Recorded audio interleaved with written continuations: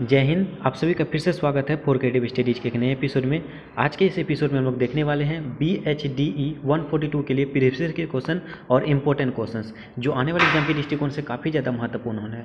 ठीक है, ये आज के सेशन आप सभी के लिए काफ़ी ज़्यादा महत्वपूर्ण होगी, क्योंकि इस सेशन में जो हम लोग अब तक के एग्जाम में कौन कौन से क्वेश्चन पूछे जा चुके हैं उसको देखेंगे, और इंपॉर्टेंट क्वेश्चन कौन कौन से उसको देखेंगे, और अब तक में कौन से टॉपिक्स है जो बार बार रिपीट कर रही है और कहाँ से क्वेश्चन पूछे जाते हैं।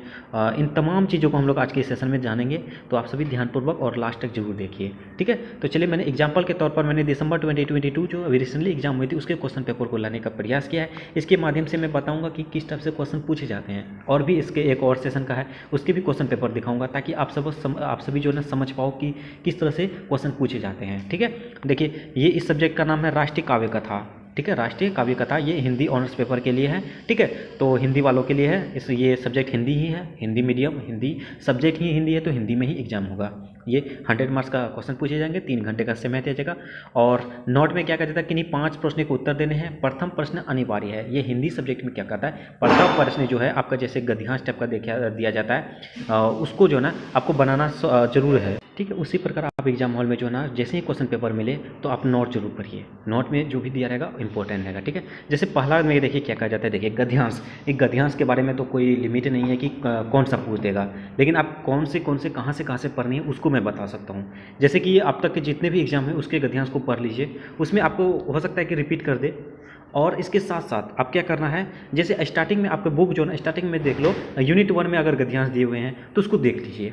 ओके, उसके अलावा आप असाइनमेंट में जो भी गद्यांश दिए हुए हैं, असाइनमेंट में भी फर्स्ट क्वेश्चन में गद्यांश ही दिए जाते हैं, उसको आप पढ़ लीजिए। ठीक है, और सॉल्व असाइनमेंट अगर आपके पास नहीं है तो टेलीग्राम चैनल पे अवेलेबल है, आप वहाँ से लेके पढ़ सकते हो। और इस टाइप से पूछे जाते हैं, आप हर साल पूछे जाएंगे, तो आपके असाइनमेंट के क्वेश्चन से भी कभी कभी रिपीट किया जाता है, और आपके प्रीवियस ईयर के क्वेश्चन से भी रिपीट किया जाता है। आप इतना देख लेते हो तो आपके माइंड में जो है ना आंसर बनने के लिए जो कुछ ना कुछ आइडिया आने लगता है, तो आप जरूर इसको देखिए। ठीक है, गद्यांश के बारे में मैंने बताया कहाँ से पढ़ना है, और असाइनमेंट के क्वेश्चन को कभी इग्नोर मत करना, आगे मैं चर्चा भी करूंगा। ओके, तो इस तरह से गद्यांश आप वहां से पढ़ सकते हो। ओके, तो इसमें 3 आपको सॉल्व करना है।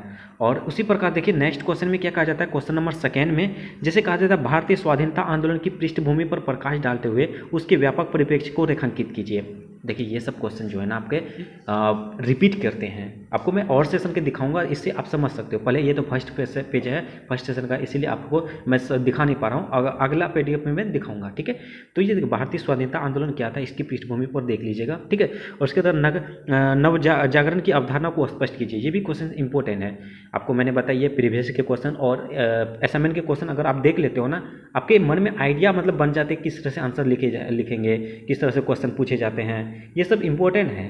ओके, तो उसके बाद नेक्स्ट क्वेश्चन में देखिए, पूर्वांचली साहित्य का परिचय दीजिए। भारतीय भाषाओं में पत्रकारिता के उदय और उसके महत्व को रेखांकित कीजिए।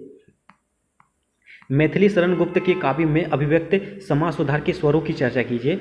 मैं अभी पहले क्वेश्चन बोल रहा हूँ, उसके बाद मैं बताऊंगा आगे रिपीट कौन कौन से हुए। ठीक है, राष्ट्रवादी कवि के रूप में मक्खनलाल चतुर्वेदी के महत्व पर प्रकाश डालिए। और नेक्स्ट में है कहा जाता है, राष्ट्रीय कवि दिनकर की काव्यगत विशेषताओं को रेखांकित कीजिए। देखिए, दिनकर के बारे में आप तब सभी सुने होंगे, अगर आपके सिलेबस में दिनकर हो गया, ये सब प्रेमचंद हो गया, ये सब चीज़ अगर आपके सिलेबस में है तो उससे क्वेश्चन बनते हैं, 100% बनते हैं। इसमें 99% भी नहीं बोल सकता मैं, 100% बोलूँगा कि इसमें बनते हैं। ठीक है, उसी प्रकार श्याम नारायण पांडे का परिचय देते हुए उनकी भाषा शैली पर प्रकाश डालिए।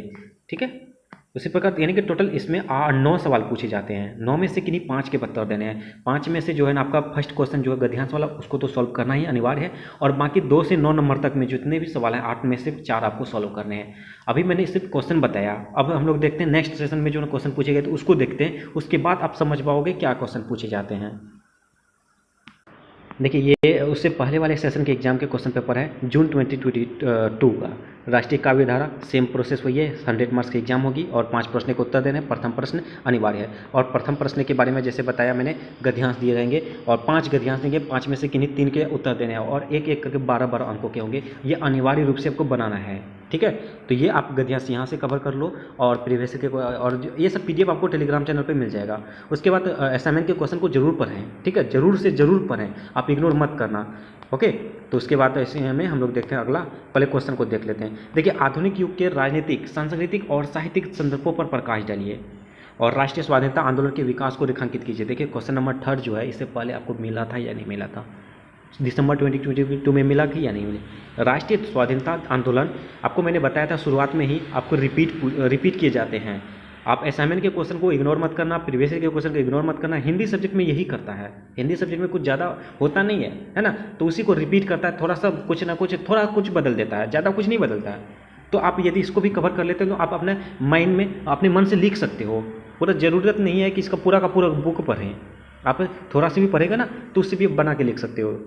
ओके, उसी प्रकार का था मैथिली शरण, इससे पहले आया या नहीं आया, मैंने इसीलिए आपको बोला था थोड़ा सा धैर्य बनाए रखें। अभी देख लो आप, मैथिली शरण गुप्त का परिचय देते हुए उनके इतिहास का बोध की चर्चा कीजिए। देखिए इससे पहले भी श्याम नारायण के बारे में भी पूछा गया था, मैथिली शरण के बारे में भी पूछा गया था, राष्ट्रीय स्वाधीनता आंदोलन के बारे में भी पूछा गया था, माखनलाल चतुर्वेदी के बारे में भी पूछा गया था। देखो क्वेश्चन नंबर 5 में भी वही हाल है या नहीं है? आप सभी समझ पा रहे हो मुझे, है ना। कहा जाता है माखनलाल चतुर्वेदी के काव्य के भाव पक्ष को उद्घाटित कीजिए।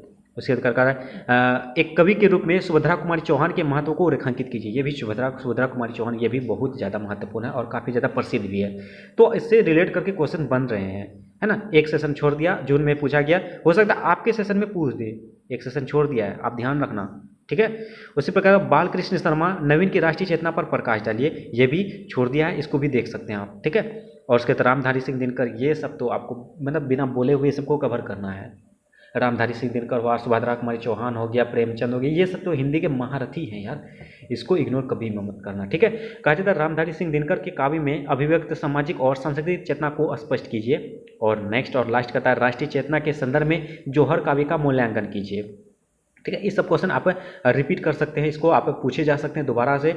तो आप क्या करो, इस सभी सवालों को अच्छे से पढ़ लीजिए, ठीक है। और असाइनमेंट के क्वेश्चन को पढ़ लीजिए, ये सफिशिएंट रहेगा आपके पासिंग मार्क्स के लिए, ठीक है। अगर बेहतर करना चाहते हैं तो उसके लिए तो आपको पूरा से पूरा अच्छा से अच्छा पढ़ना पड़ेगा। और सिर्फ क्वेश्चन आने से नहीं होता, आपको आंसर राइटिंग करनी भी आनी चाहिए। अब मान के चलो क्वेश्चन जो पूछे जाते हैं वो तो पूछे जाते ही हैं, क्वेश्चन आना तो वो तो लाजमी है, आएगा ही आएगा, क्योंकि आपका सिलेबस में तो सिलेबस से ही क्वेश्चन पूछे जाते हैं, ऐसा नहीं कि आउट ऑफ सिलेबस से पूछे जाते हैं। अब आंसर किस तरह से लिखते हो वो मायने रखता है, ठीक है। तो आप अच्छे से लिखिए, अच्छे से पढ़िए, ठीक है।